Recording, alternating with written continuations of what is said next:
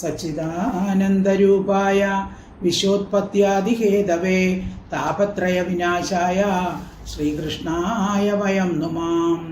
എല്ലാ സുഹൃത്തുക്കൾക്കും എൻ്റെ വിനീതമായ നമസ്കാരം. ശ്രീമദ് ഭാഗവതം ദശമസ്കന്ധ അതാ ഷോഡശോധ്യായ. കാളിയമർദ്ദനം കഥയാണ് നാം ചർച്ച ചെയ്തുകൊണ്ടിരിക്കുന്നത്. കാളിയമർദ്ദനം തുടരുന്നു. കാളിന്തി തീരത്ത് നന്ദഗോപർ ദുഃഖിച്ചു നിൽക്കുമ്പോൾ ഭഗവാൻ കാളിയൻ്റെ ബന്ധനത്തിൽ നിന്ന് വിമുക്തനാകുന്നു. അത് കഴിഞ്ഞ് കാളിയൻ്റെ ചുറ്റും ഭഗവാൻ ചുറ്റി കളിച്ചുകൊണ്ടിരിക്കുന്നു. കാളിയൻ ദേഷ്യത്തോട് ഭഗവാനെ നോക്കി കൊത്താനുള്ള അവസരം നോക്കി നിൽക്കുകയാണ്. ഉടനെ തന്നെ ഭഗവാൻ എന്ത് ചെയ്തു? കാളിയൻ്റെ പത്തിയുടെ പുറത്ത് ചവിട്ടി കയറി ഓരോ പത്തിയായിട്ട് ചവിട്ടി താഴ്ത്തുന്നു. അപ്പോൾ കാളിയൻ രക്തം ഛർദ്ദിച്ച് അവശനായി. കാളിയ പത്നിമാർ അവനെ രക്ഷിക്കണമെന്ന് ഭഗവാനോട് അപേക്ഷിക്കുന്നു, ഭഗവാനെ സ്തുതിക്കുന്നു. ആ ഭാഗമാണ് ഇന്ന് നമുക്ക് ചർച്ച ചെയ്യേണ്ടത്. ശ്ലോകം 26 മുതലാണ്. ഓം നമോ ഭഗവതേ വാസുദേവായ. ഏവം പരിഭ്രമഹതൗജസ ഉന്നതാംസം ആനമ്യ തത്പ്രതുശിരസ്വതിരൂഢ ആദ്യഃ തന്മൂർധരത്നനികര സ്പർശാദിതാമ്ര പാദാംബുജോഖില കലാദിഗുരുർനർത്താം. പദച്ഛേദം. ഏവം പരിഭ്രമ ഹതൗജസം ഉന്നത അംസം ആനമ്യ തത് പൃഥു ശിരസ്സു അധിരൂഢ ആദ്യഃ തന്മൂർധ രത്ന നികര സ്പർശ അതിതാമ്ര പാദാംബുജഃ അഖില കലാദി ഗുരുഹു നനർത്ത. ഏവം ഇപ്രകാരം പരിഭ്രമഹതൗജസ വട്ടം ചുറ്റുക നിമിത്തം നശിച്ച ബലത്തോടു കൂടിയവനും, അതായത് ഭഗവാൻ ആ കാളിയൻ്റെ ചുറ്റും വട്ടം ചുറ്റി കടങ്ങുകയാണ്. അപ്പം അങ്ങനെ വട്ടം ചുറ്റുക നിമിത്തം അവൻ്റെ ബലമൊക്കെ പോയതുപോലെയായി. ഉന്നതാംസം തല ഉയർത്തിയവനുമായ ആ സർപ്പത്തെ, അവൻ തല ഉയർത്തി ആ സർപ്പത്തെ ആനമ്യ അവനെ ആനമിപ്പിച്ചിട്ട്, അതായത് അവൻ്റെ ശിരസിനെ വലിച്ചു താഴ്ത്തി, തത്പ്രതു ശിരസ് അവൻ്റെ തടിച്ച തലകളിൽ അതിരൂഢ കയറി. ഭഗവാൻ എന്ത് ചെയ്തു? അവൻ തല ഉയർത്തിപ്പിടിച്ചപ്പോൾ ആ സർപ്പത്തിൻ്റെ തലയെ പിടിച്ച് താഴ്ത്തി അതിൽ ചാടിക്കയറി. തടിച്ച തലകളിൽ അതിരൂഢ അതിൽ കയറി. തന്മൂർത്ത രത്നനികര സ്പർശാദി താമ്ര പാദാംബുജ. തന്മൂർത്ത അവൻ്റെ കാളിയൻ്റെ ശിരസുകളിലുള്ള രത്നസമൂഹങ്ങളിൽ സ്പർശിക്കുകയാൽ അധികം തൊടുത്ത പാദപത്മത്തോടു കൂടിയതും, അതായത് പാമ്പിൻ്റെ തലയിൽ രത്നങ്ങൾ ഉണ്ടെന്നാണ് പറയുന്നത്, നാഗരത്നം. ആ രത്നങ്ങൾ ഭഗവാന്റെ മൃദുവായ പാദം സ്പർശിക്കയാൽ അധികം തൊടുത്ത ആ പാദപത്മങ്ങളോട് കൂടിയവനും, അഖില കലാദി ഗുരു സകല വിദ്യകളുടെയും ഗുരുവുമായ ആദിഗുരുവായ ആദിപുരുഷൻ നനർത്ത നൃത്തം ചെയ്തു. ഭഗവാൻ എന്ത് ചെയ്തു? അവൻ്റെ തലയിൽ ചാടിക്കേറി ആ തലയിൽ ആ പത്തികളിൽ നൃത്തം ചെയ്യുകയാണ്. അപ്പോൾ ദുരഹങ്കാരിയായ കാളിയൻ. അപ്പോൾ ഈ കാളിയ സർപ്പങ്ങൾ മനുഷ്യവർഗത്തിലും എത്രയോ അധികമുണ്ട്. കാളിയൻ്റെ ദുരഹങ്കാരം, കാളിയന് അഹങ്കാരത്തെയാണ് പ്രതിനിധീകരിക്കുന്നത്. ഇതുപോലെ ദുരഹങ്കാരമുള്ള കാളിയന്മാർ മനുഷ്യ സമൂഹത്തിലും ഉണ്ട്. അപ്പോൾ സംസാരമാകുന്ന ആ വിഷജലത്തിൽ ഭഗവാൻ അവരെ ഈ വട്ടം ചുറ്റിക്കുമെന്നാണ്. അങ്ങനെ വട്ടം ചുറ്റിക്കുമ്പോൾ ഈ സംസാരത്തിൽ ധാരാളം ദുഃഖങ്ങൾ അനുഭവിക്കേണ്ടി വരും. ധാരാളം ദുഃഖം അനുഭവിക്കുമ്പോഴോ അവരുടെ അഹങ്കാരം എല്ലാം തീരും. മതിച്ച് മന്മത്തനായി എനിക്ക് അതുണ്ട് ഇതുണ്ടെന്നും പറഞ്ഞ് അഹങ്കരിച്ച് നടക്കും. ഒരു കൊറോണ വന്നാൽ മതിയല്ലേ, ഒരു ചെറിയ അണുമതി അവൻ്റെ അഹങ്കാരം മൊത്തം നശിപ്പിക്കാൻ. അപ്പോൾ ആ കൊറോണ വന്ന സമയത്ത് നമുക്കറിയാം എന്തെല്ലാം കഷ്ടപ്പാടുകൾ അനുഭവിച്ചു. അപ്പം അങ്ങനെ ഭഗവാൻ കിടന്ന് വട്ടം ചുറ്റുകയാണ്, നമ്മളെ വട്ടം ചുറ്റിക്കുകയാണ്, ഈ സംസാര സമുദ്രത്തിൽ വട്ടം ചുറ്റിക്കുകയാണ്. അപ്പോഴെന്ത് ചെയ്യും? നമ്മുടെ അഹങ്കാരം തീരും. അപ്പോൾ എന്ത് ചെയ്യും? ഭഗവാന്റെ കാല് തലയ്ക്ക് മുകളിലാകുമ്പോഴാണ് ഭഗവാൻ അവരെ തൻ്റെ പാദങ്ങൾക്ക് താഴെയാക്കും. ഭഗവാൻ ചവിട്ടി താഴ്ത്തു എന്ന് പറഞ്ഞാൽ അപ്പോൾ അവൻ്റെ അഹങ്കാരത്തെ എല്ലാം ഇല്ലാതാക്കുന്നു. അപ്പം പിന്നെ അങ്ങനെ ഉള്ളവർക്ക് പിന്നെ ഭഗവാൻ അനുഗ്രഹിക്കുകയും ചെയ്യും. ആദ്യം ഭഗവാൻ പരീക്ഷിക്കും, അല്ലേ? അവൻ എത്രത്തോളം പോകുമെന്ന് നോക്കും. അങ്ങനെ നോക്കി പരീക്ഷിച്ച് കഴിഞ്ഞിട്ട് അവസാനം ദുഃഖിച്ച് ഭഗവാനെ തന്നെ ശരണം പ്രാപിക്കുമ്പോൾ ഭഗവാൻ അവനെ അനുഗ്രഹിക്കുകയും ചെയ്യും. ഇവിടെയും അതാണ് സംഭവിക്കുന്നത്. അഹങ്കാരിയായ കാളിയൻ ഭഗവാനെ കെട്ടിവലിഞ്ഞു. ഭഗവാൻ എന്ത് ചെയ്തു? അവൻ്റെ ഓരോ പത്തികളായിട്ട് ചവിട്ടി ചവിട്ടി താഴ്ത്തുകയാണ്. അപ്പോൾ ആ ശിരസിലുള്ള രത്നസമൂഹത്തിൽ സ്പർശിച്ചപ്പോൾ ഭഗവാന്റെ കാലുകൾക്ക് തുടുത്തു എന്നാണ് പറയുന്നത്. അപ്പോൾ ഭഗവാൻ അവൻ്റെ മുകളിൽ കയറി കളിച്ചു തുടങ്ങി. അതാണ് കാളിയ മർദ്ദനം എന്നുള്ള കളി. അപ്പോൾ ഇളകിക്കൊണ്ടിരിക്കുന്ന സർപ്പശിരസുകൾ ഓരോന്നിലായിട്ട് ചവിട്ടി താക്കുമ്പോൾ അടുത്ത ശിരസ് പൊങ്ങി വരുമ്പോൾ ഭഗവാൻ അതിൽ ചവിട്ടും. അപ്പോൾ അത് താഴുമ്പോൾ അടുത്തതിൽ ചാടിക്കാനും അങ്ങനെ അങ്ങനെ അങ്ങനെ ഭഗവാൻ എല്ലാ തലകളെയും ചവിട്ടി ചവിട്ടി താഴ്ത്തി തലകളുടെ മുകളിൽ കൂടി നൃത്തം ചെയ്യുകയാണ്. കാണാൻ നല്ല രസമായിരിക്കും. ഏവം പരിഭ്രമ ഹതൗജസമുന്നതാംസം ആനമ്യ തത്പ്രതുശിരസ്സധിരൂഢ ആദ്യ തന്മൂർത്തരത്ന നികര സ്പർശാദിതാമ്ര പാദാംബുജോഖില കലാതി ഗുരുർനർത്താം. ശ്ലോകം 27. തം നർത്തോമുദ്യതം അപേക്ഷ തഥാതീയ ഗന്ധർവസിദ്ധസുരചാരണ ദേവപത്വാ പ്രീത്യാ മൃദംഗ പണവാനകവാദ്യഗീത പുഷ്പോപകാരനുദുഭി സഹസോപദേശേതു. തം നർത്തും ഉദ്യതം അപേക്ഷ്യ തഥാ തദീയ ഗന്ധർവസിദ്ധസുര ചാരണദേവവത്വഃ പ്രീത്യ മൃദംഗ പണവ ആനക വാദ്യഗീത പുഷ്പ ഉപകാരനുദുഭിഃ സഹസ ഉപസേതുഹു. നർത്തനം ചെയ്യുവാനായിക്കൊണ്ട് ഉദ്യതം ഒരുങ്ങിയ തം അവനെ അപേക്ഷ കണ്ടിട്ട്, ഇപ്പം ഭഗവാൻ നർത്തനം ചെയ്യുന്നത് കണ്ടിട്ട് തദീയ അവൻ്റെ സംബന്ധികളായ ഗന്ധർവന്മാർ, സിദ്ധന്മാർ, സുരന്മാർ, ദേവന്മാർ, ചാരണന്മാർ, ദേവവത്വ ദേവസ്ത്രീകൾ ഇവർ പ്രീത്യ സന്തോഷത്തോടുകൂടി മൃദംഗ പണവ ആനക വാദ്യ, മൃദംഗം പണവം ആനകം തുടങ്ങിയ വാദ്യങ്ങൾ ഘോഷിപ്പിച്ചു. ഗീത പാട്ടുപാടി, പുഷ്പം വർഷിച്ചു, ഉപകാരനുദുഭി ഉപകാരം സ്തോത്രം എന്നിവയോടുകൂടി സഹസ ഉടനെ തന്നെ ഉപസേതു പ്രാപിച്ചു. അപ്പോൾ ദേവന്മാരെല്ലാം ആകാശത്തുകൂടി അവരെല്ലാം ഭഗവാനെ പ്രോത്സാഹിപ്പിച്ച് വാദ്യഘോഷങ്ങൾ മുഴക്കി. ഭഗവാൻ നൃത്തം ചെയ്യുമ്പോൾ അവർ വാദ്യഘോഷങ്ങൾ മുഴക്കി, പാട്ടുപാടി, എന്നിട്ട് പുഷ്പവർഷം നടത്തി ഭഗവാനെ സ്തോത്രം ചെയ്യുകയും ചെയ്തു.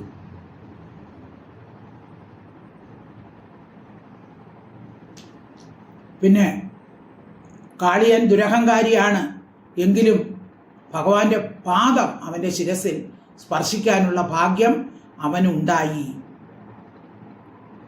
അപ്പോൾ ഇപ്പോഴാണെങ്കിലോ അവൻ്റെ അഹങ്കാരമെല്ലാം നശിച്ചിരിക്കുകയാണ്.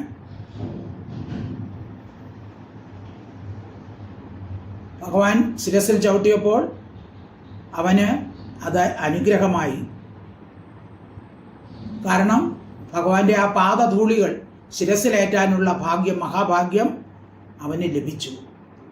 തമ്നർത്തുമുദ്യതം അപേക്ഷ്യ തഥാ തദീയ ഗന്ധർവസിദ്ധ സുരചാരണ ദേവവത്വ പ്രീത്യാ മൃദംഗ പണവാനക വാദ്യഗീത പുഷ്പോപകാരനുദുഭി സഹസോപസേതുഹു. ശ്ലോകം 28. യദ്ശിരോന നമദേയംഗ ശതൈക ശീർഷ്ണ തത്തത്മമർദ്ദ ഖരദണ്ഡധരോഘ്രിപാദൈ ക്ഷീണായുഷോ ഭ്രമത ഉൽബണം ആസ്യദോസൃ നസ്തോപമൻ പരമകശ്മലം ആപനാഗഃ യത് യത് ശിരഃ ന നമതേ അംഗ ശതയേക ശതൈക ശതൈക ശീർഷണ തത് തത് തത്തത് മമർദ ഖരദണ്ഡധരഃ അംഘ്രിപാദൈഃ ക്ഷീണായുഷഃ പ്രമദ ഉൽബണം ആസ്യദഃ അസ്രക് നസ്തഃ വമൻ പരമകശ്മലം ആപനാഗഃ. അംഗ, ഹേ പൂജ്യ, ഹേ പരീക്ഷിത്തെ, ശതൈക ശീർഷ്ണ, മുഖ്യങ്ങളായ 100 ശിരസുകൾ ഉള്ളവനും 100 പത്തികളുള്ളവനും ക്ഷീണായുഷ, ക്ഷീണിച്ച ബലത്തോട് കൂടിയവനും, ഭഗവാൻ ചവിട്ടി ചവിട്ടി അവൻ ക്ഷീണിച്ചു, പ്രമദ, ചുറ്റുന്നവനുമായ കാളിയൻ്റെ ഏതേത് ശിരസ് നമതെ, താഴുന്നില്ലയോ. അപ്പോൾ ഭഗവാൻ ചവിട്ടി ചവിട്ടി താഴ്ത്തുമ്പോൾ ചില ശിരസ് പൊങ്ങി നിൽക്കുകയാണെങ്കിൽ ഉടനെ അതിൽ ചവിട്ടും. അതതിനെ ഖരദണ്ഡധര, ദുഷ്ടന്മാരെ ശാസിക്കുന്നവൻ, അംഘ്രിപാത, കാലടികൾ കൊണ്ടുള്ള താടനങ്ങളാൽ ഏതേത് ശിരസുകൾ ഉയർന്നു നിൽക്കുമോ അതിലെല്ലാം ചവിട്ടി ചവിട്ടി ഭഗവാൻ താഴ്ത്തുന്നു. മമർദ, മർദ്ദിച്ചു. ആസ്യത, മുഖത്തിൽ കൂടിയും. നസ്തത, നാസികയിൽ കൂടി, മൂക്കിൽ കൂടിയും. ഉൽബണം, ഭയങ്കരമായ രക്തം. വമൻ, ഛർദ്ദിച്ചു. അപ്പോൾ ഭഗവാൻ അവൻ്റെ പത്തികളെ ചവിട്ടി ചവിട്ടി താഴ്ത്തുമ്പോൾ അവൻ്റെ വായിൽ നിന്നും മൂക്കിൽ നിന്നും രക്തം ഒഴുകി. നാഗം, സർപ്പം, പരമകശ്മല, അത്യന്തം ആലസ്യത്തെ പ്രാപിച്ചു. അവന് ഭയങ്കര ക്ഷീണിച്ചവൻ അവശനായി.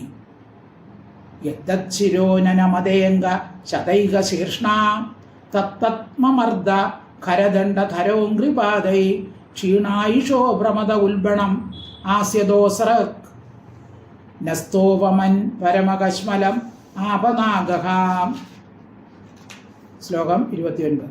തസ്യാക്ഷിഭിർ ഗരളം ഉദ്വമത ശിരസോ യത്തത് സമുന്നമതി നിശ്വസതോ രുഷോച്ചൈ നൃത്യൻ പദാനു നമയൻ ദമയാം ബഭൂവ പുഷ്പൈ പ്രപൂജിത ഇവേഹ പുമാൻ പുരാണഃ. തസ്യ അക്ഷിഭിഃ ഗരളം ഉദ്വമതഃ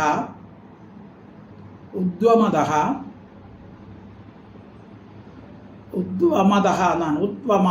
അതാണ് ഉദ്വമതഃ. ശിരസ് യത് യത് സമുന്നമതി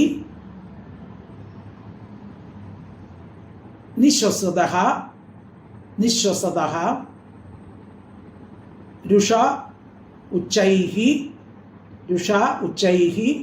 നൃത്യൻ പദ നമയൻ ദമയാം ബഭൂവ.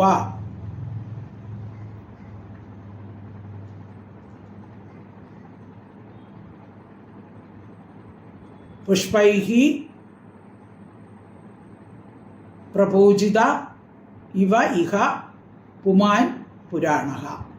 അക്ഷിഭിഃ, കണ്ണുകളിൽ കൂടി ഗരളം, വിഷത്തെ, ഉദ്വമത, ഛർദ്ദിക്കുകയും കണ്ണിൽ കൂടി വിഷം പുറത്തു വന്നു, വായിൽ കൂടി മൂക്കിൽ കൂടിയും രക്തമാണ് പുറത്തു വന്നത്. ദേഷ്യം കൊണ്ട് ഉച്ചമായിട്ട് നിശ്വസത, ശ്വാസം വിടുകയും ചെയ്യുന്ന അവനാകെ അവശനായി പ്രയാസപ്പെട്ട് ശ്വാസം വിട്ട്, വളരെ വേഗത്തിൽ ശ്വാസം വിട്ട്, തസ്യ, അവൻ്റെ ശിരസ്, തലകളിൽ ഏതേത് സമുന്നമതി, ഉയരുന്നുവോ, അതിനെ നർത്തനം ചെയ്യുന്നവനായി. ഏതേത് ശിരസുകൾ പൊങ്ങുന്നുവോ അതിനെ ചവിട്ടി ചവിട്ടി നൃത്തം ചെയ്ത് ചവിട്ടി പദ, കാൽ കൊണ്ട് അനുനമയൻ, ക്രമേണ താഴ്ത്തുന്നവനായിട്ട്, ദമയാം ബഭൂവ, ദമിപ്പിച്ചു. എല്ലാം അവൻ്റെ പത്തുകളെല്ലാം ചവിട്ടി താഴ്ത്തി. ഇഹ, ഇപ്പോൾ പുരാണ, പൂർവത്തിലുള്ള, മുമ്പുള്ള, പുമാൻ, പുരുഷൻ, പുഷ്പൈഹി, പുഷ്പങ്ങളാൽ പ്രപൂജിതൈവ, പൂജിക്കപ്പെട്ടവനെ പോലെ ലക്ഷിത കാണപ്പെട്ടു. അതായത് ഭഗവാൻ ആ കാളിയ മർദ്ദനം ലീലയാടുമ്പോൾ അവൻ്റെ ദുരഹങ്കാരം മുഴുവൻ നശിച്ചു. അപ്പോൾ ഗന്ധർവാദികൾ എന്ത് ചെയ്തു? ദേവന്മാർ പുഷ്പവൃഷ്ടി നടത്തി. അപ്പോൾ പുഷ്പങ്ങൾ കൊണ്ട് പൂജിച്ചു. ഭഗവാനെ പുഷ്പങ്ങൾ കൊണ്ട് പൂജിക്കുന്നവനായ ആ കൃഷ്ണൻ, ആ ഗോപന്മാർ കൃഷ്ണനെ അതിപ്രസന്ന മുഖനായിട്ട് കണ്ടു. ഭഗവാന് സന്തോഷമായി. തസ്യാക്ഷിപിർഗരളം ഉദ്വമത ശിരസ്സു യത്തത്സമുന്നമതി നിശ്വസതോ രുഷോച്ചൈ നൃത്യൻ പദാനുനമയൻ ദമയാം ബഭൂവ പുഷ്പൈ പ്രഭൂജിതൈവേക പുമാൻ പുരാണക. ശ്ലോകം 30. തച്ചിത്ര താണ്ഡവ വിരുഗണ ഫണാതപത്രോ രക്തം മുഖൈരുരു വമൻ നൃപഭഗ്നഗാത്ര സ്മൃത്വാ ചരാചര ഗുരും പുരുഷം പുരാണം നാരായണം തം മരണം മനസാ ജഗാമാം. തച്ചിത്ര താണ്ഡവ വിരുഗ്ന ഫണാതപത്ര. തച്ചിത്ര അവൻ്റെ വിചിത്രമായ താണ്ഡവത്താൽ വിരുഗ്ന വിശേഷണ മുറിക്കപ്പെട്ട ഫണാതപത്ര കുടയ്ക്ക് തുല്യമായ ആ ഫണത്തോടുകൂടിയും ഭഗ്നഗാത്ര മുറിക്കപ്പെട്ട അവയവങ്ങളോടുകൂടിയും ഇരിക്കുന്ന കാളിയൻ, മുറിപ്പെട്ട അവയവങ്ങളോടുകൂടി ഇരിക്കുന്ന കാളിയൻ മുഖങ്ങളിൽ കൂടി രക്തത്തെ അധികം വമൻ ഛർദിക്കുന്നവനായി ചരാചര ഗുരു സകലത്തിൻ്റെയും ഗുരുവും പിതാവും പുരാണനും പുരുഷൻ സർവകാരണഭൂതനുമായ തം നാരായണം ആ നാരായണനെ സ്മരിച്ചിട്ട് മനസ്സുകൊണ്ട് ശരണം ജഗാമ ശരണം പ്രാപിച്ചു. അപ്പോൾ കാളിയൻ്റെ പത്തികളെല്ലാം താന്നു, മുഖങ്ങളിൽ കൂടി രക്തമൊഴുകി, അവയവങ്ങളെല്ലാം തളർന്നു. ഭഗവൻ പാദസ്പർശത്താൽ അവൻ്റെ അഹങ്കാരം നശിച്ചു, ചോരത്തിളപ്പും ശമിച്ചു, അന്ധകരണം പരിശുദ്ധമായി. സകല ചരാചരങ്ങളെ സൃഷ്ടിച്ച് സർവത്തിനും മൂലകാരണമായിരിക്കുന്ന ശ്രീനാരായണനെ മനസ്സുകൊണ്ട് ധ്യാനിച്ച് ശരണം പ്രാപിച്ചു. അപ്പം അങ്ങനെ കാളിയൻ്റെ അഹങ്കാരമെല്ലാം ശമിച്ച് ശരണം പ്രാപിച്ചു ഭഗവാന്. ഇതുപോലെ തന്നെ മനുഷ്യരും അഹങ്കാരികളായി പല പ്രവൃത്തികളും ചെയ്യും. ഇതുപോലെ കൊറോണ പോലെയുള്ള ഏതെങ്കിലും ഒരു ചെറിയ അണുവിൻ്റെ പ്രസരണ നിമിത്തം അവൻ്റെ അഹങ്കാരം മൊത്തം നശിക്കും. അല്ലെങ്കിൽ വെള്ളപ്പൊക്കം വന്നെല്ലാം നഷ്ടപ്പെട്ട് കഴിയുമ്പോൾ അഹങ്കാരം എല്ലാം നശിക്കും. അപ്പോൾ എന്നിട്ട് പിന്നെ ആരെ ശരണം പ്രാപിക്കൂ? പിന്നെ ശരണം പ്രാപിക്കാൻ ഭഗവാൻ മാത്രമേ ഉള്ളൂ. ആദ്യം സുഖമായിരിക്കുമ്പോൾ ഭഗവാനെ ഓർമ്മ വരികയില്ല. തച്ചിത്ര താണ്ഡവ വിരുഗ്ന ഫണാതപത്രോ രക്തം മുഖൈർ ഉരുവമൻ നൃപഭഗ്നഗാത്ര സ്മൃത്വാ ചരാചര ഗുരും പുരുഷം പുരാണം നാരായണം തം മരണം മനസാ ജഗാമാം. ശ്ലോകം 31. കൃഷ്ണസ്യ ഗർഭജഗതോ അതിഭരാവസന്നം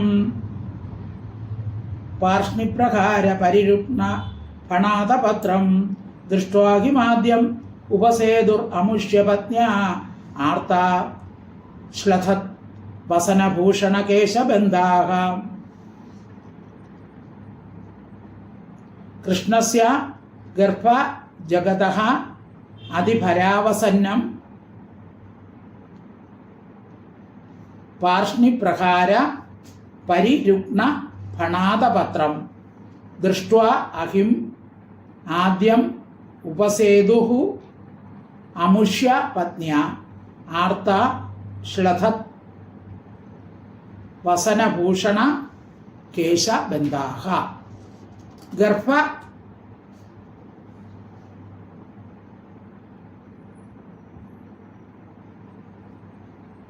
ഗർഭജഗത അന്തർഭാഗത്തിൽ ലോകങ്ങളോട് കൂടിയ കൃഷ്ണൻ്റെ, അതായത് സകല ബ്രഹ്മാണ്ടങ്ങളും ഭഗവാന്റെ ഉദരത്തിലാണ് ഇരിക്കുന്നത്. അങ്ങനെ അന്തർഭാഗത്തിൽ ലോകങ്ങളോടുകൂടിയ കൃഷ്ണൻ്റെ പാർഷ്ണിപ്രകാര പരിരുഗ്ന ഫണാതപത്രം പിൻകാലുകൾ കൊണ്ടുള്ള പ്രഹരത്താൽ അത്യന്തം മുറിഞ്ഞ ഫണാതപത്ര ആ ഫണങ്ങളോടുകൂടിയവനും അതിഭരാവസന്നം അതിഭാരത്താൽ തളർന്നവനുമായ അഹിം സർപ്പത്തെ ദൃഷ്ടുവ കണ്ടിട്ട് ആർത്ത പുത്രകളായ അമുഷ്യ അവൻ്റെ പത്നിയ ഭാര്യമാർ ശ്ലതത് വസനഭൂഷണ കേശബന്ധ വസ്ത്രം തലമുടിക്കെട്ട് ആഭരണ ഇവ അഴിഞ്ഞവരായിട്ട് ആദ്യം ആദിപുരുഷനെ ഉപസേതും പ്രാപിച്ചു. അപ്പോൾ അവർക്ക് മനസ്സിലായി ഇനിയിപ്പോൾ എല്ലാവരുടെയും നാശമാണ്. അതുകൊണ്ട് അവരെന്ത് ചെയ്തു? അവർ വസ്ത്രവും തലമുടിക്കെട്ടൊക്കെ അഴിഞ്ഞ് കരഞ്ഞു വിളിച്ച് ഭഗവാനെ ശരണം പ്രാപിക്കുകയാണ്. മനസ്സുകൊണ്ട് ഭഗവാനെ ശരണം പ്രാപിച്ചതറിഞ്ഞപ്പോൾ ഭഗവാൻ നർത്തനം നിർത്തി. അപ്പോൾ കാളിയനും ശരണം പ്രാപിച്ചല്ലോ. അപ്പോൾ ഭഗവാൻ എന്ത് ചെയ്തു? ഭഗവാന്റെ നർത്തനമൊക്കെ നിർത്തി. അവൻ്റെ ഭണങ്ങളിൽ പ്രസന്നമുഖനായി നിന്നപ്പോൾ അവൻ്റെ ഭാര്യമാരും ഭഗവാന്റെ സമീപം വന്ന് രക്ഷിക്കണേ എന്ന് അപേക്ഷിച്ച് പറയുകയാണ്.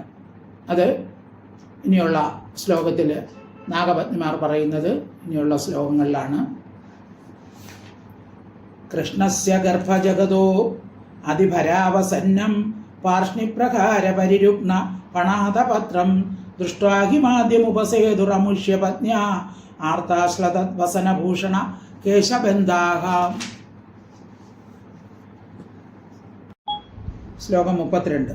താസ്തം സുവിഘ്ന മനസോദ പുരസ്കൃതാർഭ കായം നിദായ ഭുവിഭൂതപതിം പ്രണേമും സാത്വാകൃതാഞ്ജലിപുട ശമലസ്യ ഭർത്തൃർ മോക്ഷേപ്സവ ശരണദം ശരണം പ്രപന്നാഹ.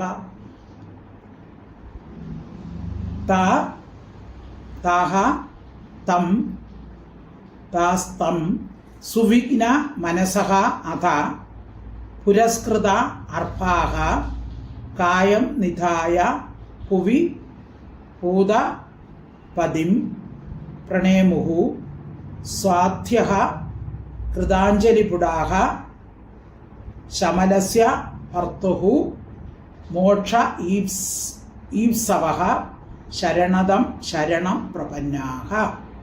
അതനന്തരം സുവിഘ്ന മനസഃ ഏറ്റവും ഭയപ്പെട്ട മനസ്സോടുകൂടിയവരായി പുരസ്കൃതാർഭ മുമ്പിൽ നിർത്തപ്പെട്ട കുട്ടികളോടുകൂടി. അപ്പോൾ നാഗകന്യന്മാരെന്ത് ചെയ്തു? ആ കാളിയൻ്റെ പത്നിമാരെ കുട്ടികളെയൊക്കെ മുൻപിൽ നിർത്തി. അപ്പോൾ ഭഗവാന് കുറച്ച് കരുണ തോന്നുമല്ലോ. താഹാസാധ്യ പതിവ്രതകൾ കൃതാഞ്ജലിപുട കൈകൂപ്പി ശമലസ്യ പാപിയായ ഭർത്താവിൻ്റെ മോക്ഷ ഈപ്സവ മോക്ഷത്തെ ആഗ്രഹിക്കുന്നവരായി ശരണദം രക്ഷയെ നൽകുന്ന ഭൂനാഥനെ ശരണം പ്രപന്ന ശരണം പ്രാപിച്ചവരായി ഭൂമിയിൽ കായം ദേഹത്തെ നിതായ വച്ചിട്ട് അവനെ പ്രണയമോ നമസ്കരിച്ചു. അപ്പോൾ ഇവര് കൈകൂപ്പി തലയൊക്കെ താഴ്ത്തി ഭൂമിയിൽ വച്ചിട്ട് കുട്ടികളെ മുമ്പ് നിർത്തി ശരീരം പതിപ്പിച്ച് നമസ്കരിച്ച് എന്നിട്ട് എഴുന്നേറ്റ് നിന്ന് കരപുടങ്ങൾ ശിരസിൽ വെച്ച് തൊഴുതു. ഭഗവാന്റെ നേരെ ഘോരകർമ്മം കാട്ടിയ പാപിയായ തങ്ങളുടെ ഭർത്താവിൻ്റെ അപരാധം ക്ഷമിച്ച് രക്ഷിക്കണമേ എന്നവർ പ്രാർത്ഥിക്കുന്നു. ഭഗവാനാണെങ്കിലോ ശരണാഗതരെ രക്ഷിക്കുന്നതാണ്, കരുണാനിധിയാണ് ഭഗവാൻ. അതുകൊണ്ട് അങ്ങനെയുള്ള ഭഗവാനെ അവരെ ശരണം പ്രാപിച്ചു. ഇവർ കൃഷ്ണഭക്തകളും ഭർത്താവിൽ അതിസ്നേഹമുള്ളവരുമാണ്. അപ്പോൾ ഭർത്താവിൻ്റെ പ്രാണരക്ഷയേക്കാൾ പതിവ്രതകൾക്ക് ആഗ്രഹിക്കത്തക്കതായി യാതൊന്നുമില്ല. അത് അവർ ഭഗവാനോട് സ്പഷ്ടമാക്കി പറയുകയാണ് അടുത്ത ശ്ലോകങ്ങളിൽ. താസ്തം സുവിഘ്ന മനസോദ പുരസ്കൃതാർഭ കായം നിധായ ഭുവിഭൂത പതിം പ്രണേമു സ്വാധ്യകൃതാഞ്ജലിപുട ശമലസ്യ ഭർത്തൃർ മോക്ഷേപ്സവ ശരണദം ശരണം പ്രപന്നാഹ. ഇനി നാഗപത്നിമാര് പറയുന്നതാണ്. 6 ശ്ലോകങ്ങളിൽ പറയുകയാണ്. ശ്ലോകം 33. നാഗപത്നിയ ഊജു ന്യായോ ഹി ദണ്ഡകൃതകിൽബിഷേസ്മിൻ തവാവതാര കലനിഗ്രഹായ വിഭോസുതാനാം അഭിതുല്യദൃഷ്ടേർ തത്സേദമം ഫലമേവ അനുശംസൻ.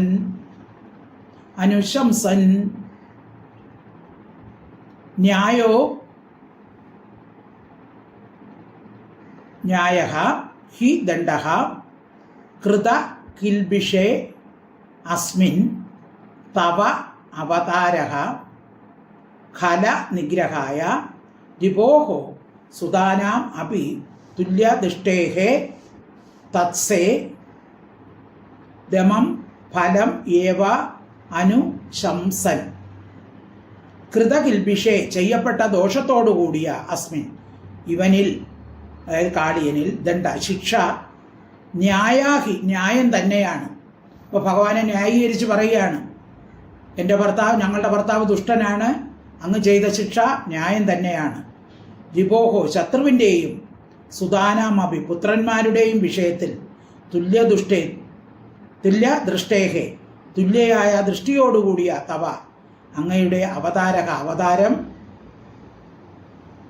ഖലനിഗ്രഹായ ദുഷ്ടന്മാരുടെ നിഗ്രഹത്തിനായിക്കൊണ്ടാകുന്നു. അപ്പം അങ്ങയുടെ അവതാരം തന്നെ ദുഷ്ടനിഗ്രഹത്തിനാണല്ലോ.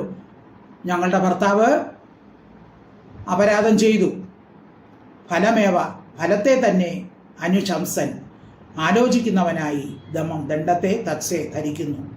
അപ്പോൾ അവന് കിട്ടേണ്ട ശിക്ഷ തന്നെയാണ് അങ്ങ് അവന് ശിക്ഷ കൊടുത്തു. അങ്ങ് ദുഷ്ടന്മാരെ നിഗ്രഹിക്കുന്നതിനാണല്ലോ അങ്ങയുടെ അവതാരം. ഇവൻ അപരാധം ചെയ്തു, ലോകത്തിൻ്റെ കർത്താവായ ലോകനാഥനായ അങ്ങയെ കടിച്ചു, അങ്ങയെ ചുറ്റി, അങ്ങയെ ഉപദ്രവിച്ചു.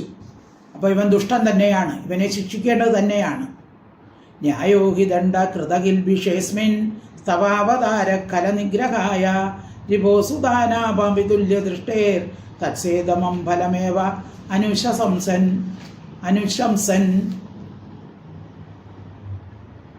ശ്ലോകം 34. അനുഗ്രഹോയം ഭവതകൃതോഹിനോ ദണ്ഡോ സദാം തേ ഖലു കൽമഷാപഹ യദ്ദന്തശൂകത്വം അമുഷ്യദേഹിന ക്രോധോപി തേനുഗ്രഹ ഏവ സമ്മതഃ. അനുഗ്രഹ അയം ഭവതഃ കൃതഃ ഹി നഃ ദണ്ഡഃ അസദാം തേ ഖലു കൽമഷാപഹഃ യത് ദന്തശൂകത്വം അമുഷ്യ ദേഹിനഃ ക്രോധഃ അപി തേ അനുഗ്രഹ ഏവ സമ്മതഃ. ഭവതഃ അങ്ങയാൽ നഃ ഞങ്ങൾക്ക് അയം അനുഗ്രഹ ഈ അനുഗ്രഹം ഹൃദഹി ചെയ്യപ്പെട്ടു. ഞങ്ങൾക്ക് അങ്ങ് അനുഗ്രഹം ചെയ്തു. എന്താണ്? അസദാം ദുഷ്ടന്മാരുടെ നേരെ തേ അങ്ങയാൽ ചെയ്യപ്പെടുന്ന ദണ്ഡക ശിക്ഷ കൽമഷാപഹ കലു പാപകരമാകുന്നു, നിശ്ചയമാണ്. ദുഷ്ടന്മാരുടെ അങ്ങ് നിഗ്രഹിക്കുന്നു, അതാണ് അങ്ങയുടെ അവതാര ഉദ്ദേശം തന്നെ. യാതൊന്ന് ഹേതുവായിട്ട് അമുഷ്യദേഹിന ഈ ദേഹികൾക്ക് ദന്തശൂകത്വം സർപ്പസ്വഭാവം സിദ്ധിച്ചു. തേ അങ്ങയുടെ ക്രോധഹാപി ദേഷ്യവും അനുഗ്രഹ ഏവ അനുഗ്രഹം തന്നെയാണ് സമ്മത അംഗീകരിക്കപ്പെട്ടിരിക്കുന്നു. ഭഗവാൻ പറഞ്ഞത് ചെയ്തത് നല്ലതാണെന്ന് ആദ്യം അവർ ഉറപ്പിച്ച് പറയുകയാണ്. ഇത് അങ്ങ് ചെയ്ത നിഗ്രഹമല്ല, അനുഗ്രഹം തന്നെയാണ്. അങ്ങ് ദണ്ഡരൂപത്തിൽ ശിക്ഷാരൂപത്തിൽ അനുഗ്രഹം തന്നെയാണ് കൊടുത്തിരിക്കുന്നത്. എന്തുകൊണ്ടെന്നാൽ അങ്ങ് ചെയ്യുന്ന ദണ്ഡം തന്നെയാണ് നിശ്ചയമായിട്ടും അസത്തുകളുടെ സർവദോഷവും തീർക്കുന്നത്. ദുഷ്ടന്മാരുടെ ദോഷങ്ങൾ തീർക്കുന്നത് അങ്ങയുടെ ദണ്ഡം മൂലമാണ്. അത് നിമിത്തം അങ്ങയാൽ കൊല്ലപ്പെടുന്നവരെല്ലാം പാപ വിമുക്തരായി മോക്ഷം പ്രാപിക്കുന്നു. അപ്പോൾ ഇവന് പാപമുണ്ട്, പാപമുള്ളവൻ തന്നെ ഇവൻ. പക്ഷേ ഇവന് സർപ്പശരീരമാണ് കിട്ടിയിരിക്കുന്നത്. അതും ഇവൻ ചെയ്ത പാപത്തിൻ്റെ ഫലമായിട്ടാണ്. ഇപ്പോൾ അങ്ങയുടെ പാദങ്ങൾ അവൻ്റെ ശിരസിൽ വച്ചത് അനുഗ്രഹിച്ചത് കൊണ്ട് അങ്ങയുടെ ക്രോധമാണെന്ന് വരികിൽ ആ ക്രോധത്തെ അനുഗ്രഹമായിട്ട് മാത്രമേ ഞങ്ങൾ കരുതുന്നുള്ളൂ എന്ന് നാഗപത്നിമാർ ഭഗവാനോട് പറയുകയാണ്. അനുഗ്രഹോയം ഭവതകൃതോഹിനോ ദണ്ഡോ സദാം തേ കലുകൽമഷാപക യദ്ദന്തശൂകത്വമമുഷ്യദേഹിന ക്രോധോപിതേനുഗ്രഹ ഏവ സമ്മതഃ. ശ്ലോകം 35. തപസ്സുതപ്തം കിമനേന പൂർവം നിരസ്തമാനേന ച മാനദേന ധർമ്മോധവാ സർവജനാനുകമ്പയാ യദോ ഭവാൻ തുഷ്യതി സർവജീവഃ. തപഃ സുതപ്തം കിം അനേന പൂർവം നിരസ്തമാനേന ച മാനദേന ധർമ്മഃ അഥവാ സർവജന അനുകമ്പയ യതഃ ഭവാൻ തുഷ്യതി സർവജീവഃ. നിരസ്തമാനേന നിരസിക്കപ്പെട്ട അഭിമാനത്തോടു കൂടിയവനായി, മാനദേന അന്യർക്ക് മാനത്തെ സത്കാരത്തെ നൽകുന്നവനായ, അനേന ഇവനാൽ പൂർവം പണ്ട്, കിം തവ എന്ത് തപസ് സുപ്തം വിധിപ്രകാരം ചെയ്യപ്പെട്ടുവോ. അപ്പോൾ ഇവൻ എന്ത് തപസ്സാണ്, എന്ത് നന്മയാണ് ചെയ്തിരിക്കുന്നത്, അഥവാ അല്ലെങ്കിൽ സർവജനാനുകമ്പയ സകല ജീവജാലങ്ങളിലും ദേവോടുകൂടി കഹധർമ്മ എന്ത് ധർമ്മം ചെയ്യപ്പെട്ടുവോ, യതഃ യാതൊന്നുകൊണ്ട് സർവജീവ സകല ജീവന രൂപനായിരിക്കുന്ന ഭവാൻ അങ്ങ് തുഷ്യതി സന്തോഷിക്കും. അപ്പോൾ ഇവൻ പൂർവജന്മത്തിൽ സുഹൃതം ചെയ്തിട്ടുണ്ടായിരിക്കും, അതുകൊണ്ടാണ് അങ്ങ് ഇവൻ്റെ ശിരസിൽ കാല് വച്ച് അനുഗ്രഹിച്ചത്. അപ്പോൾ അവൻ എന്തോ തപസ് ചെയ്തിട്ടുണ്ട്. അപ്പോൾ അങ്ങയുടെ കാല് വെച്ച് അനുഗ്രഹിച്ചതുകൊണ്ട് അവൻ സത്കർമ്മം മുൻ ജന്മത്തിൽ ചെയ്തിട്ടുണ്ട്, അത് നിശ്ചയം തന്നെയാണ്. അങ്ങ് സകല ജീവജാലങ്ങളും ദയോടുകൂടി എന്ത് ധർമ്മം ചെയ്യുന്നുവോ അതുകൊണ്ട് അങ്ങ് എന്ത് ചെയ്യുന്നു, സകല ജീവസ്വരൂപനായിരിക്കുന്ന ഭവാൻ അങ്ങ് സന്തോഷിക്കും. ധർമ്മം കൊണ്ട് മാത്രമേ സകല ജീവസ്വരൂപനായിരിക്കുന്ന ഭഗവാൻ പ്രസാദിക്കുകയുള്ളൂ. അപ്പോൾ ഇവൻ എന്തോ നല്ല ധർമ്മം, നല്ല സത്കർമ്മം മുൻജന്മത്തിൽ ചെയ്തിട്ടുണ്ട്. തപസ്സുക്തം കിമനേന പൂർവം നിരസ്തമാനേന ച മാനദേന ധർമ്മോ അഥവാ സുജനാനുകമ്പയാ യതോ ഭവാൻ തുഷ്യതി സർവജീവഃ. ശ്ലോകം 36. കസ്യാനുഭാവ്യോസ്യ ന ദേവവിദ്മഹേ തവാംഘ്രിരേണു സ്പർശാധികാരഃ യദ്വാഞ്ഛയാ ശ്രീലലന ആചരത്തപോ വിഹായ കാമാൻ സുചിരം ധൃതവ്രത.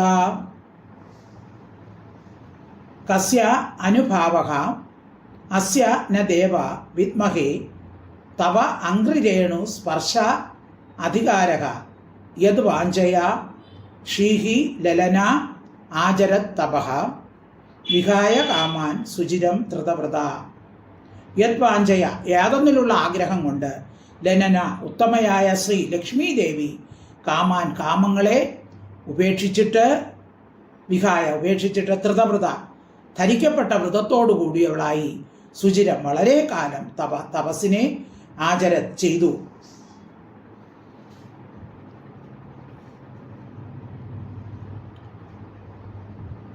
നിസാരമായ ഇവന് അങ്ങയുടെ പാദപത്മധൂളി ഏൽക്കാനുള്ള യോഗ്യത ഏതുവിധ തപസ്സിൻ്റെയോ ധർമ്മത്തിൻ്റെയോ ഫലമാണ് എന്നുള്ള വിശേഷ ജ്ഞാനം ഞങ്ങൾക്ക് ഇല്ല. ഭഗവാന്റെ പാദരേണുകളുടെ സ്പർശ സിദ്ധിക്കണമെന്ന ആഗ്രഹത്തോടുകൂടി ഉത്തമ സ്ത്രീയായ മഹാലക്ഷ്മി കൂടി ഇന്ദ്രിയാദികളെ അടക്കി ആഹാരാദി കാര്യങ്ങൾ നിയമങ്ങൾ അംഗീകരിച്ച് തപസ് ചെയ്തിരിക്കുന്നു. ഭഗവാന്റെ പാദധൂളി കേൾക്കാൻ മഹാലക്ഷ്മി പോലും തപസ് ചെയ്തിരിക്കുന്നു. അങ്ങനെയുള്ള അങ്ങയുടെ അംഘ്രിരേണു സ്പർശാധികാര പാദധൂളികൾ ഏൽക്കാനുള്ള യോഗ്യത അസ്യ ഇവന് കസ്യ ഏതൊന്നിൻ്റെ അനുഭാവ മഹാത്മ്യമെന്ന് ദേവ അല്ലയോ ദേവ ക്രീഡാ തൽപര ന വിദ്മഹേ ഞങ്ങൾ അറിയുന്നില്ല. അപ്പോൾ ഇവൻ എന്ത് ഭാഗ്യമാണ് ചെയ്തിരിക്കുന്നത്? അങ്ങയുടെ പാദധൂളി ഏൽക്കാനുള്ള ഭാഗ്യം ഇവൻ ചെയ്തിരിക്കുന്നു, അത് ഞങ്ങൾക്കറിയില്ല. കസ്യാനുഭാവോസ്യ ന ദേവ വിദ്മഹേ തവാംഘ്രിരേണു സ്പർശാധികാര യദ്വാഞ്ഛയ ശ്രീലലനാചരദ്ദപോ വിഹായ കാമാൻ സുചിരം ധൃതവ്രത. ശ്ലോകം 37. ന നാഗപൃഷ്ടം ന ച സാർവഭൗമം ന പാരമേഷ്ട്യം ന രസാധിപത്യം ന യോഗസിദ്ധിർ അപുനർഭവം വാ വാഞ്ചന്തി യത്പാദരജ പ്രപന്നാഃ. ന നാഗപൃഷ്ടം ന ച സാർവഭൗമം ന പാരമേഷ്ട്യം ന രസാധിപത്യം ന യോഗസിദ്ധിഃ അപുനഃ ഭവ വാ വാഞ്ചതി യത് പാദരജഃ പ്രപന്ന. ഭഗവാന്റെ പാദധൂളി ഏൽക്കാൻ ആർക്ക് ഭാഗ്യം സിദ്ധിക്കുമോ അവർ പിന്നെ സ്വർഗലോകവാസമോ ഭൂമിയിലുള്ള ചക്രവർത്തി പദമോ സത്യലോകാധിപതിയായ ബ്രഹ്മാവിൻ്റെ നിലയോ പാതാളത്തിൻ്റെ ആധിപത്യമോ അണിമാതി അഷ്ടസിദ്ധികളോ മോക്ഷത്തെ തന്നെയോ ആഗ്രഹിക്കുന്നില്ല. ഭഗവാന്റെ പാദധൂളി ഏറ്റാൽ മതി, അവർ വേറെ ഒന്നും ആഗ്രഹിക്കുന്നില്ല. നാഗപൃഷ്ടം, അതായത് സ്വർഗത്തെയോ നച സാർവഭൗമം, ഭൂമിയുടെ ആധിപത്യത്തെയും ആഗ്രഹിക്കുന്നില്ല. പാരമേഷ്ട്യം, ബ്രഹ്മാവിൻ്റെ പദത്തെയും ആഗ്രഹിക്കുന്നില്ല. രസാധിപത്യം, പാതാളത്തിൻ്റെ അധിപതിയാകാനും ആഗ്രഹിക്കുന്നില്ല. യോഗസിദ്ധിർ, യോഗസിദ്ധികളൊന്നും അണിമാതി അഷ്ട ഐശ്വര്യങ്ങളൊന്നും അവർ ആഗ്രഹിക്കുന്നില്ല. ആ പുനർഭവം പുനർജന്മ ഇല്ലാതാവണം എന്നുള്ള ആഗ്രഹം കൂടി വാഞ്ചതി, അവർ ആഗ്രഹിക്കുന്നില്ല. ഭഗവാന്റെ പാദധൂളി ഏറ്റാൽ മതി. അപ്പം അങ്ങനെയുള്ള ആ ഭാഗ്യമാണ് ഈ ദുഷ്ടനായ ഞങ്ങളുടെ ഭർത്താവിന് ലഭിച്ചിരിക്കുന്നത്. നാഗപൃഷ്ടം നച സാർവഭൗമം ന പാരമേഷ്ട്യം ന രസാധിപത്യം ന യോഗസിദ്ധിർ അപുനർഭവം വാഞ്ചന്തി യത്പാദരജ പ്രപന്നാഹ. ശ്ലോകം 38. തദേശ നാഥാപ ദുരാപമന്യൈ തമോജനി ക്രോധവശോപ്യഹീശ സംസാരചക്രേ പ്രമദ ശരീരിണോ യദിച്ഛതസ്യാദ് വിഭവസമക്ഷ. തത് യേഷ നാഥ ആപ ദുരാപം അന്യൈഃ തമോജനിഃ ക്രോധവശഃ അപി അഹീശഃ സംസാരചക്രേ പ്രമദഃ ശരീരിണഃ യദിച്ഛതഃ സ്യാദ് വിഭവഃ സമക്ഷഃ. സംസാരചക്രേ, സംസാരചക്രത്തിൽ പ്രമദഃ ചുറ്റിത്തിരിയുന്നവനായ ശരീരികൾക്ക് യാതൊന്നിനെ ഇച്ഛിക്കുന്നവനായിട്ട് വിഭവഃ സമ്പത്ത് സമക്ഷക പ്രത്യക്ഷമായി സ്യാദ് ഭവിക്കുന്നുവോ. നാഥാഹേ നാഥ, തമോജനി തമസിൽ ജനിച്ചവനും ക്രോധവശക ക്രോധത്തിന് അധീനനും അഹീശകാഭി സർപ്പങ്ങളിൽ വെച്ച് ശ്രേഷ്ഠനുമായ ഏഷക ഇവൻ കാളിയൻ അന്യൈഹി അന്യരാൽ ദുരാപം പ്രാപിക്കാൻ കഴിയാത്ത തത് അതിനെ ആപ പ്രാപിച്ചു. അപ്പോൾ ബ്രഹ്മാദി ദേവന്മാർക്ക് പോലും ഈ പാദധൂളി ഏൽക്കാൻ പ്രയാസമാണ്. അവർ പോലും പ്രയത്നിക്കുന്നു, ഇതുവരെ അവർക്കത് സിദ്ധിച്ചിട്ടില്ല. എന്നാൽ ഇവനാണെങ്കിലോ കാളിയനാണെങ്കിലോ തമോ ഗുണപ്രധാനിയാണ്, അതിലും വിശേഷിച്ച് ക്രോധശീലനാണ്, അതിലും വിശേഷിച്ച് പരദ്രോഹം ചെയ്യുന്ന സർപ്പങ്ങളിൽ വെച്ച് ഏറ്റവും മുമ്പനാണ്. അങ്ങനെയുള്ളവന് അങ്ങയുടെ കാരുണ്യ അതിശയം കൊണ്ട് ഇതാ അവന് അനുഗ്രഹം ലഭിച്ചിരിക്കുന്നു. അവൻ്റെ ആ ഭണങ്ങളിൽ അങ്ങയുടെ പാദപത്മം കൊണ്ടുള്ള താണ്ഡവം കിട്ടിയിട്ട് അങ്ങയുടെ പാദ രജസ്സുകൾ അവൻ്റെ ആ ശിരസിൽ പതിഞ്ഞിരിക്കുകയാണ്. അത് അവൻ്റെ ഭാഗ്യം തന്നെയാണ്. തദേശനാദാപ ദുരാഭയമന്യൈ തമോജനി ക്രോധവശോപ്യഹീശ സംസാരചക്രേ പ്രമദ ശരീരിണോ യദിച്ഛതസ്യാദ് വിഭവസമക്ഷക. ശ്ലോകം 39. നമസ്തുഭ്യം ഭഗവതേ പുരുഷായ മഹാത്മനെ ഭൂതവാസായ ഭൂതായ പരായ പരമാത്മനെ.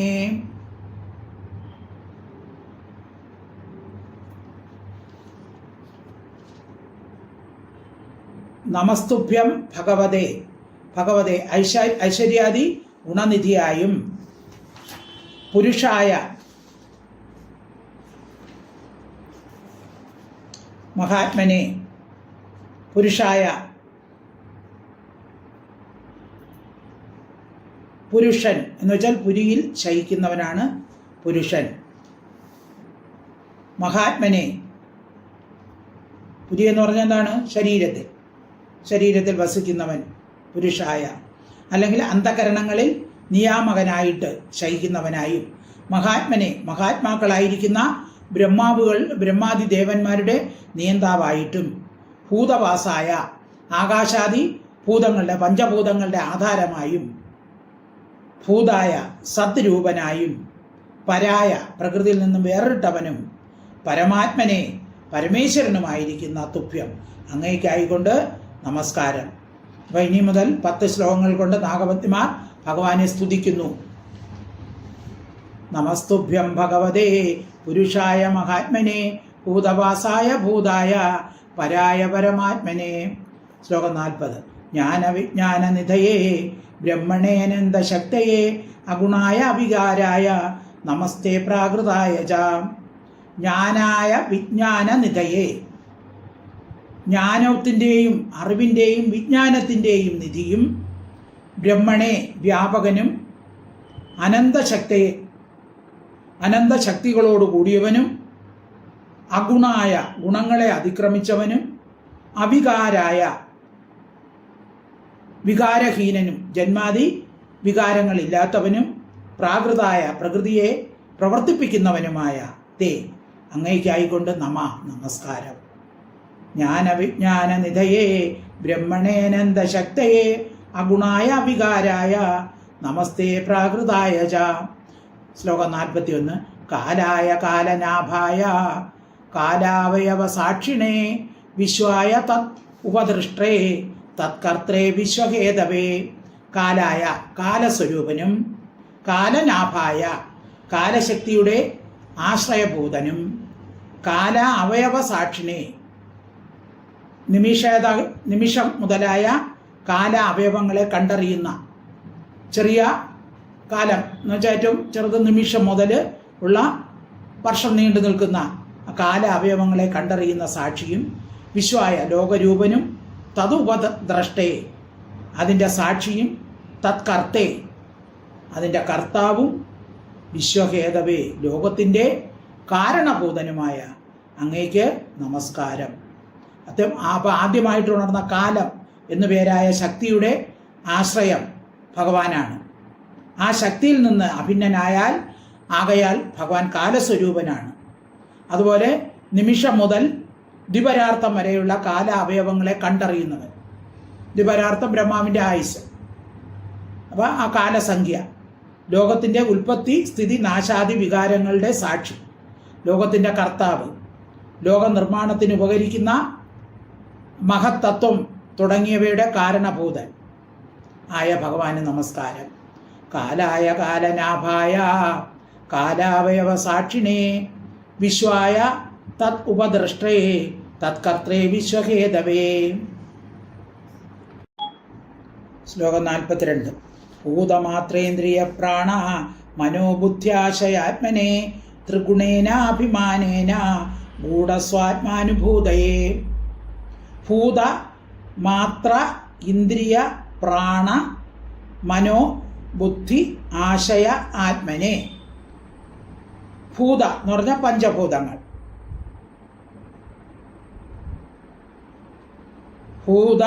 പഞ്ചഭൂതങ്ങൾ അറിയാലോ. പഞ്ചഭൂതങ്ങൾ ആകാശം, വായു, അഗ്നി, ജലം, ഭൂമി, പഞ്ചഭൂതങ്ങൾ. പിന്നെ അതിൻ്റെ മാത്ര വിഷയങ്ങൾ, ശബ്ദ സ്പർശ രൂപരസ ഗന്ധ. പ്രാണൻ,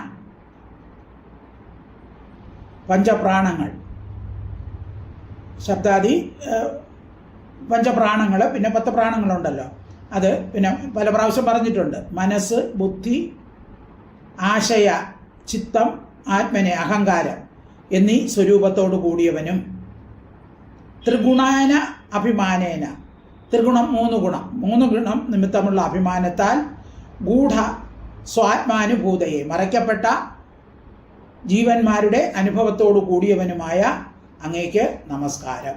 അപ്പോൾ എല്ലാം ഭഗവാനിൽ നിന്നാണ് ഉണ്ടായത്. അപ്പോൾ സൃഷ്ടി വരുമ്പോൾ ബ്രഹ്മത്തിൽ നിന്ന് കാലശക്തിയുടെ